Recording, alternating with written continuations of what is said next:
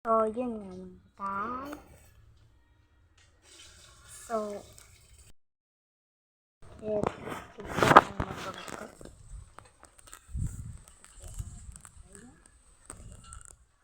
So, kung ano pong experience ko sa mga motor natin. So, number 1.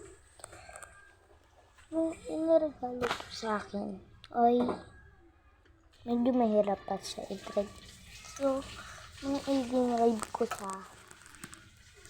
kung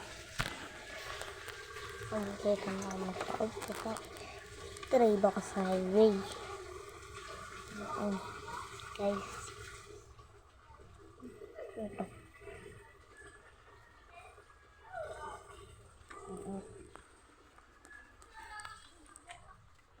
Ganon. So, ang isang experience ko,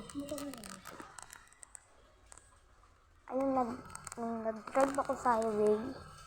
Tinabot ko yung ilong ko kasi parang kumate. Ayun pala, napaliko ko yung manubela, kamutikan ako bumunggo sa atisnin ko. Ayun, kamutikan ako na-disgrasya, pero hindi naman ako na-disgrasya. So, sunod, number 2, ay nung aakyat ko sa motor ko doon, bigla ko siya bitawan. Ito yung discharge niya. Ito yung discharge. Oh. Ito yung discharge niya. Yan. Ito nga yung motor ko. Ayun. Oh. So, na-discharge siya nga. Susunod naman ay pakita ko inyo. Ayan.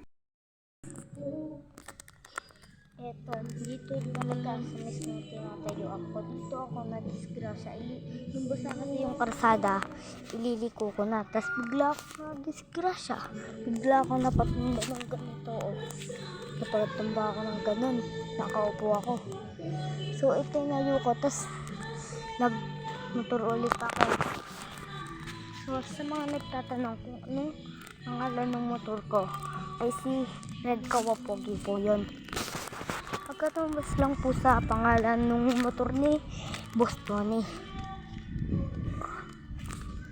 So, thank you po sa panonood.